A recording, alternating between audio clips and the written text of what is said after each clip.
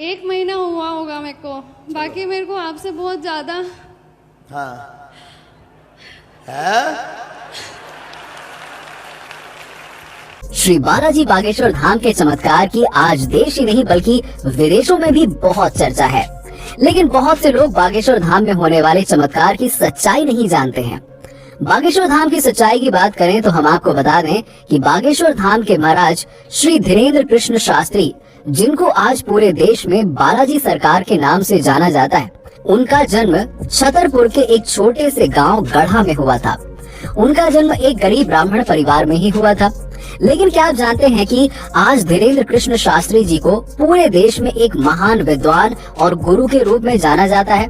उसके पीछे की सच्चाई क्या है? तो हम बताते हैं कि बागेश्वर धाम के महाराज श्री धीरेन्द्र कृष्ण शास्त्री जी भगवान शिव के अवतार हनुमान जी के परम भक्त हैं। उन्होंने 12 साल की छोटी उम्र से ही बालाजी की सेवा प्रारंभ कर दी थी। उनकी उसी तपस्या का प्रभाव है कि वो आज किसी भी व्यक्ति के कष्ट को उसके बिना बताए पर्चे में लिख देते हैं। वो यहाँ तक बता देते हैं कि आप क्या सोच रहे हैं। उनके द्वारा लिखा गया एक एक शब्द 100% सत्य होता है।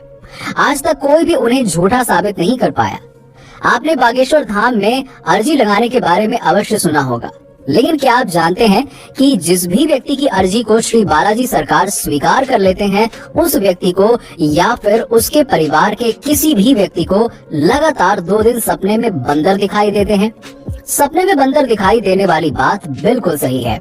जितने भी लोगों की अर्जी स्वीकार हुई है, उनको सपने में बंदर अवश्य दिखाई दिए। बड़े बड़े न्यूज चैनल वाले बागेश्वर महाराज जी की और उनके दिव्य दरबार की शक्तियों के बारे में जानने के लिए ही पहुंचे। लेकिन बागेश्वर बालाजी सरकार की कृपा से बागेश्वर महाराज जी ने खुद मीडिया वालों की पोल खोल दी और मीडिया वाले अंत में बागेश्वर धाम में नतमस्तक होकर के वापस लौट आए। साथ ही में बागेश्वर बालाजी सरकार से आशीर्वाद लेकर भी आए। बागेश्वर महाराज जी ने बालाजी सरकार की कृपा से हजारों भक्तों का भला किया है और वर्तमान में बागेश्वर महाराज जी विदेशों की यात्रा कर रहे हैं।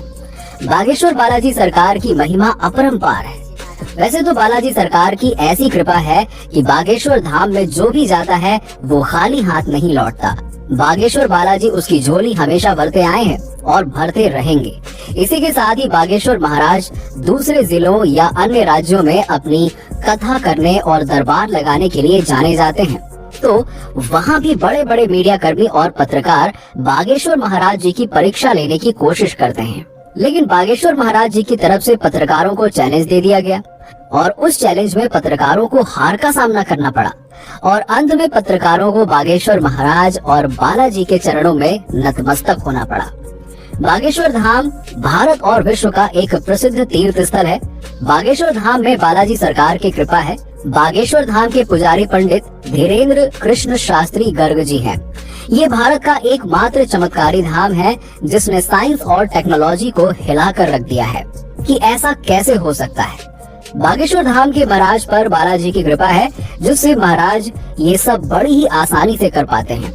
इसके पीछे महाराज का कठोर परिश्रम है और यही बागेश्वर धाम की सच्चाई है। बागेश्वर धाम का इतिहास बहुत पुराना है।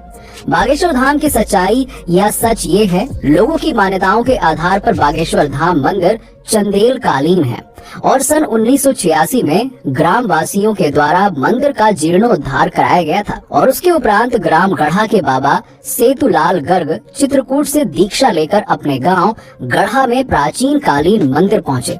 उसके बाद वो राम कथा के साथ साथ झाड़ फूंक का काम करने लगे और इस तरह बागेश्वर धाम चर्चित होने लगा। पर कई बार विशाल भंडारे के आयोजन किए गए, जिसमें बागेश्वर धाम की लोकप्रियता बढ़ती चली गई।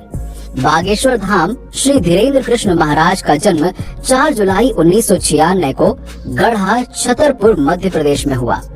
लोग इन्हें महाराज बागेश्वर धाम के नाम से तथा चमत्कारी महाराज के नाम से भी जानते हैं। वर्तमान समय में धीरेन्द्र कृष्ण महाराज बागेश्वर धाम मध्य प्रदेश में ही अपना दरबार लगाते हैं तथा लोगों की समस्याओं का समाधान करते हैं। बागेश्वर धाम महाराज ने बचपन से ही रामायण, महाभारत जैसे काव्यों का अध्ययन किया था। इसके बाद इन्होंने वृंदावन में जाकर आगे की पढ़ाई करने की कोशिश की, लेकिन गरीबी की वजह से ही वृंदावन में आगे की पढ़ाई नहीं कर पाए। तो इन्होंने बागेश्वर धाम में स्थित हनुमान जी के मंदिर में ध्यान लगाना प्रारंभ कर दिया। इसके अलावा दिव्य दरबार में ये हर मंगलवार को अर्जी लगाते हैं, जहां पर लोगों की समस्याओं का निवारण करते हैं। लोग अर्जी लगाने से पहले यहाँ के टोकन को खरीदते हैं और उसके बाद नारियल को लाल कपड़े में बांधकर अपनी मनोकामना पूरी करने के लिए यहाँ पर 21 बार मंदिर की परिक्रमा लगाते हैं। और यहाँ अर्जी लगाने के लिए कई सारे लोग आते हैं और उसके बाद बागेश्वर धाम के दिव्य दरबार में जाकर श्री धीरेन्द्र कृष्ण महाराज के प्रवचन सुनते हैं। तो दोस्तों, अब तो आपको पता चल ही गया होगा कि बागेश्वर धाम कोई पाखंड नहीं है, बल्कि आस्था से भरा हुआ स्थान है, जहां पर लोगों की समस्याओं का समाधान होता है।